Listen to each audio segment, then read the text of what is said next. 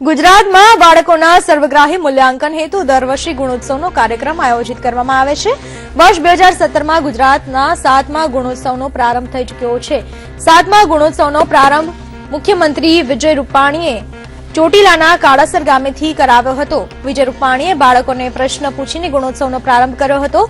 આ ગુણોત્સવ વિદ્યાર્થીઓના પ્રાથમિક શિક્ષણનું સ્તર સુધારવા માટે આયોજિત કરવામાં આવે છે।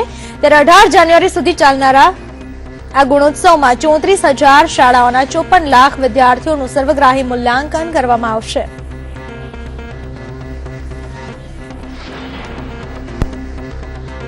અમદાવાદમાં બનવા જઈ રહ્યું છે વિશ્વનું સૌથી મોટું મોટેરાનું ક્રિકેટ સ્ટેડિયમ। મોટેરામાં ₹1,10,000 લોકો બેસી શકે તેવા સ્ટેડિયમ તૈયાર થવા જઈ રહ્યું છે। આ માટે લાર્સન એન્ડ ટુબ્રોને કોન્ટ્રાક્ટ અપાઈ ચૂક્યો છે। આ માટે વાઇસ પ્રેસિડેન્ટ પરિમલ નથવાણીના હસ્તે નવા સ્ટેડિયમનો શિલાન્યાસ થયો છે। હાલની તારીખમાં મેલબોર્ન સૌથી મોટું ક્રિકેટ સ્ટેડિયમ છે જે હવે ભૂતકાળ બનશે। નવા સ્ટેડિયમમાં 6 થી વધુ વીઆઈપી પેવેલિયન બોક્સ બનાવાશે। આ સાથે સ્ટેડિયમમાં આધુનિક હાઈફાઈ ડ્રેસિંગ રૂમ બનાવાશે। તત્કાલીન મુખ્યમંત્રી અને વર્તમાન પ્રધાનમંત્રી નરેન્દ્ર મોદીનું એક સ્વપ્ન હતું કે અમદાવાદમાં સૌથી મોટું ક્રિકેટ સ્ટેડિયમ બને। અત્યાધુનિક સુવિધાઓથી સજ્જ મોટેરા સ્ટેડિયમ વિશ્વ ફલક પર હવે ઓળખ બનશે। 76 બોક્સ છે અને વીઆઈપી લોન છે, પ્રેસિડેન્ટ બોક્સ છે અને કોઈ પણ જગ્યાએથી તમે મેચ જુઓ તો વચમાં પિલરોનું તમને જે નડતું હોય છે, ઓબ્સ્ટિકલ હોય છે, એ આમાં નહીં મળે અને સારામાં સારા પ્રમાણમાં કાર પાર્કિંગની સુવિધા મળશે, સ્કૂટર પાર્કિંગની સુવિધા મળશે અને મેટ્રો ટ્રેન પણ અહીંયા આવવાની છે। રિવરફ્રન્ટથી એક બીજો રોડ લાવવાની કવાયત ચાલુ છે। એટલે મને લાગે છે કે ટ્રાફિકની સમસ્યા નહીં રહે, કારણ કે ખૂબ મોટું સ્ટેડિયમ છે। તો જ્યારે વન ડે રમાશે કે આઈપીએલ રમાશે ત્યારે લોકોને અહીંયા આવવાની ખૂબ જ મજા પડશે। હાલના આપણા ભારતના વડાપ્રધાન નરેન્દ્ર મોદીનું સપનું છે કે વિશ્વમાં પ્રથમ નંબરનું આ સ્ટેડિયમ બને અને અમિતભાઈ જીસીએના હાલ પ્રેસિડેન્ટ છે, એમની આગેવાની હેઠળ 1,10,000ની કેપેસિટીવાળું અદ્યતન સુવિધા સાથે, કેપેસિટી કરતાં પણ અદ્યતન સુવિધા આજ સુધી વિશ્વના અનેક સ્ટેડિયમો છે, એમાં કોઈ સ્ટેડિયમમાં આવી સુવિધા નથી। એવું અદ્યતન સુવિધાવાળું સ્ટેડિયમ બનવાનું છે। સારામાં સારું ગાડીઓનું પાર્કિંગ, સ્કૂટરનું પાર્કિંગ, 1,10,000 માણસો ભેગા થાય તો એમના માટે જમવાની, નાસ્તાની વ્યવસ્થા એટલે કેટરિંગની પણ સારામાં સારી સુવિધા છે અને ટ્રાફિકની દ્રષ્ટિએ પણ અડચણ ના થાય એ દ્રષ્ટિને ધ્યાનમાં રાખીને મોટેરાનું સ્ટેડિયમ એ લગભગ 2 વર્ષના ગાળામાં પૂરું થશે। સમજણ વગરનો પ્રેમ માણસને મોતના મુખમાં પણ ધકેલી શકે છે। આવો જ કિસ્સો નવસારી શહેરમાં આવ્યો। એન્જિનિયરિંગમાં અભ્યાસ કરતી એક યુવતી ઉપર શાહનવાઝ ખલીફા નામના એક તરફા પ્રેમીએ જીવલેણ હુમલો કરતા કોઈ જ્વલનશીલ પ્રવાહી ફેંક્યું હતું। મૂળ ચીખલી તાલુકાની યુવતી નિત્યક્રમ મુજબ પોતાની કોલેજ જઈ રહી હતી ત્યારે શાહનવાઝે પ્રેમની દાજમાં તેના પર જ્વલનશીલ કેમિકલથી મુખ પર હુમલો કર્યો અને ફરાર થઈ ગયો। જલદ પ્રવાહી એના ચહેરા ઉપર નાખી કોઈ પણ કારણોસર એને ઈજા પહોંચાડેલ છે। જે છોકરી છે એને સારવાર માટે પારસી હોસ્પિટલમાં એડમિટ કરવામાં આવેલ છે। ડોક્ટરોને પૂછપરછ કરતા પ્રાથમિક દ્રષ્ટિએ 12%ની ઇન્જરી છે। છોકરીની તબિયત સ્થિર છે। ફરિયાદ લેવાની કાર્યવાહી ચાલુ છે। આગળની તપાસ જરૂરી કરવામાં આવશે। વડાપ્રધાન નરેન્દ્ર મોદીએ ગત 9મી જાન્યુઆરીના રોજ ખુલ્લા મૂકેલા ઇન્ડિયા ઇન્ટરનેશનલ એક્સચેન્જમાં સોમવાર 16મી જાન્યુઆરીથી રાજ્યકક્ષાના કેન્દ્રીય નાણાપ્રધાન અર્જુન લાલ મેઘવાલના હસ્તે વિધિવત રીતે ટ્રેડિંગનો પ્રારંભ થયો। રાજ્યકક્ષાના કેન્દ્રીય નાણાપ્રધાન અર્જુન મેઘવાલે આશા વ્યક્ત કરી હતી કે દેશભરમાં આગામી 20 વર્ષમાં 30 કરોડ રોજગારી ઉભી થશે। જોકે અર્જુન મેઘવાલે નોટબંધીને કારણે રૂપિયા ઉપાડવા લદાલ મર્યાદા બાબતે કંઈ પણ બોલવાનો ઇનકાર કર્યો હતો।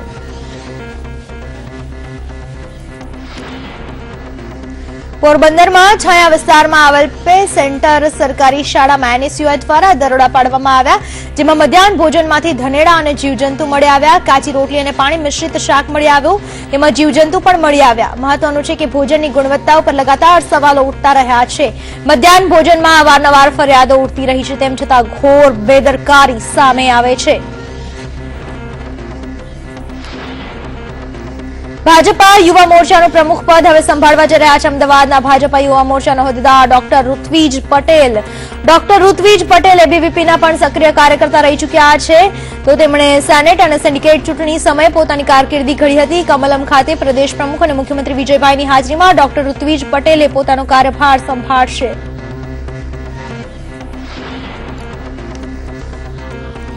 દૂધસાગર ડેરીના પૂર્વ ચેરમેન વિપુલ ચૌધરી ઉપર ₹45 કરોડના ભ્રષ્ટાચારનો આરોપ છે. આ મામલામાં હવે વર્ગ 1ના કર્મચારી SN જોશીને તપાસ સોંપાઈ શકે છે કે વિપુલ ચૌધરી પર દાણ કૌભાંડમાં ₹45 કરોડના ભ્રષ્ટાચારનો આરોપ છે.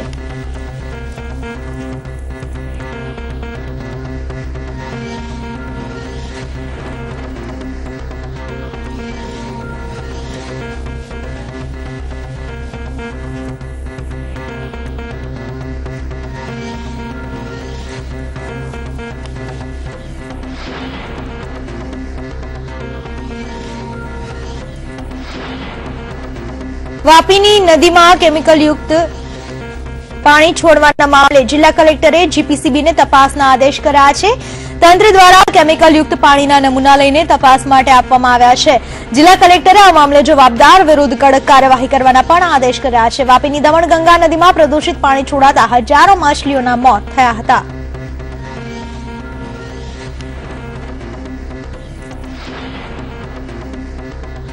દારૂબંધીને નાથવા માટે કડક કાયદાઓ અમલમાં લાવવામાં આવી રહ્યા છે, ત્યારે પોલીસની સૌથી પહેલી ફરજ બને કે આ નવા કાયદાઓનું રક્ષણ કરે.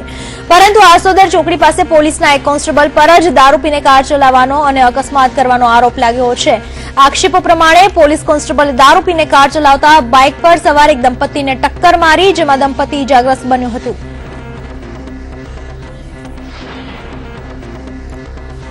રાજ્યમાં તંત્રની ઘોર બેદરકારીના કારણે બર્ડ ફ્લૂ પગ પેસારો વધતો ગયો છે, ત્યારે અત્યાર સુધી તંત્ર તપાસમાં પણ નિષ્ફળ સાબિત થયું હોય તેવું લાગી રહ્યું છે.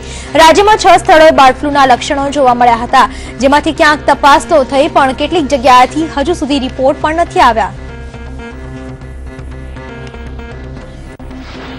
અમદાવાદના હાથીજણમાં મરઘાને બર્ડ ફ્લૂનો રિપોર્ટ પોઝિટિવ આવ્યો હતો, જેમાં મુંબઈથી અમદાવાદ લવાયેલા મરઘાનો સમાવેશ થતો હતો. બર્ડ ફ્લૂની આશંકાને લઈને હાથીજણ વિસ્તારના 1000થી વધુ પક્ષીઓનો નાશ કરાયો હતો. ઘટનાની ગંભીરતા જોઈને કેન્દ્રની આરોગ્ય ટીમ પણ દોડી આવી હતી.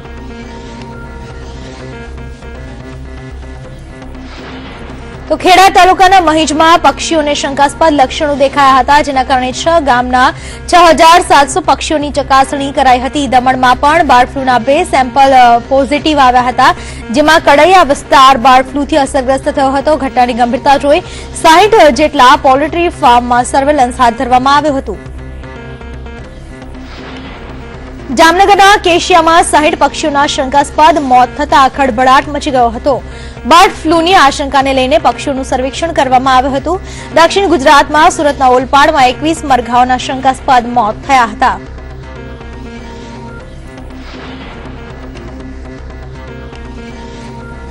અમદાવાદના મેમનગર વિસ્તારમાં બર્ડ ફ્લૂનો મામલો દિવસે ને દિવસે ગંભીર બની રહ્યો છે. તેમ છતાં તંત્રની ઘોર લાપરવાહી સામે આવી રહી છે. અહીંની પ્રતિબંધિત વિસ્તારની આસપાસ જ લોકો વગર માસ્કે ફરી રહ્યા છે. પ્રતિબંધિત વાડાની સામે પોલીસ વાન ઉભેલી છે. પોલીસે પણ માસ્ક પહેર્યું છે, પરંતુ ત્યાંથી પસાર થઈ રહેલા લોકો માસ્ક વગર ફરી રહ્યા છે.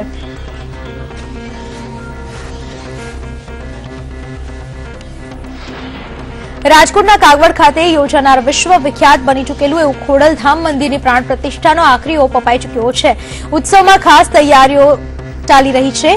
લાખો લોકો આવવાની ધારણા હોય તેઓ માટે પ્રસાદની પણ પૂરતી વ્યવસ્થાની શરૂઆત થઈ ચૂકી છે. માઈ ભક્તો માટે ખોડલધામે મહાપ્રસાદની તૈયારીઓનો આરંભ કરી દીધો છે.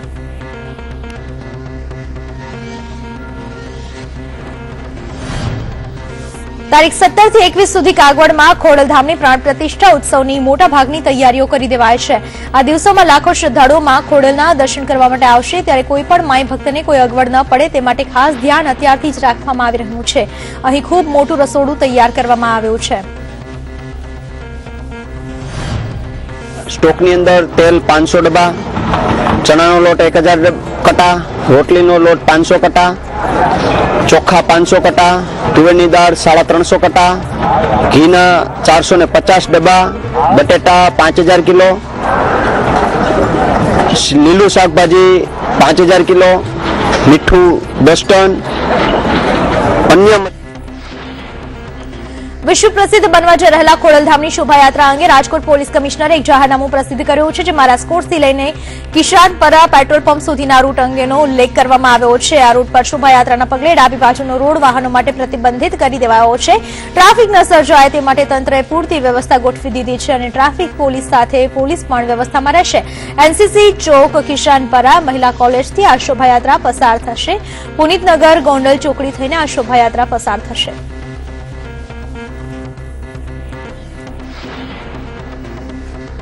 ખોડલધામ કાગવડ ખાતે 17મી જાન્યુઆરીથી 21 જાન્યુઆરી સુધી યોજાવા જનાર ભવ્ય પ્રાણ પ્રતિષ્ઠા મહોત્સવમાં મોટી સંખ્યામાં લેવા પટેલ સમાજ અને અન્ય જાહેર જનતા જોડાશે. ત્યારે ખોડલધામ મંદિર ટ્રસ્ટ દ્વારા દર્શનાર્થીઓ માટે ખાસ વ્યવસ્થા ગોઠવવામાં આવી છે.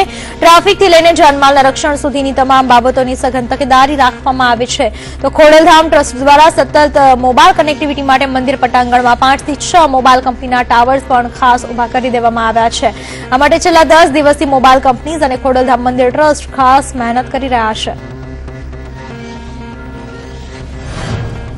કાગવડ ખાતે 17/1/2017 થી 21/1/2017 સુધીનો જે પ્રોગ્રામ અત્યારે છે પ્રાણ પ્રતિષ્ઠા મહોત્સવનો, એના માટે અત્યારે આટલા બધા માના ભક્તો આવશે ત્યારે એને મોબાઈલ પણ લાગી શકે, મોબાઈલના કનેક્શન મળી શકે એટલા માટે આપણે 4 કંપનીના ટાવર ઊભા કરેલા છે, જેમાં BSNL છે, એરટેલ છે, વોડાફોનના આ ટાવરની વ્યવસ્થા કરેલ હોય તો બધાના મોબાઈલ કનેક્શનથી પણ આપણે બધા જોઈન્ટ થઈ શકશો. એટલે મોબાઈલમાં કોઈને ટાવરનો પ્રશ્ન નહીં રહે, એટલે બધાને મોબાઈલથી પણ બધા વ્યવસ્થિત એનું કોમ્યુનિકેશન કરી શકશું આપણે.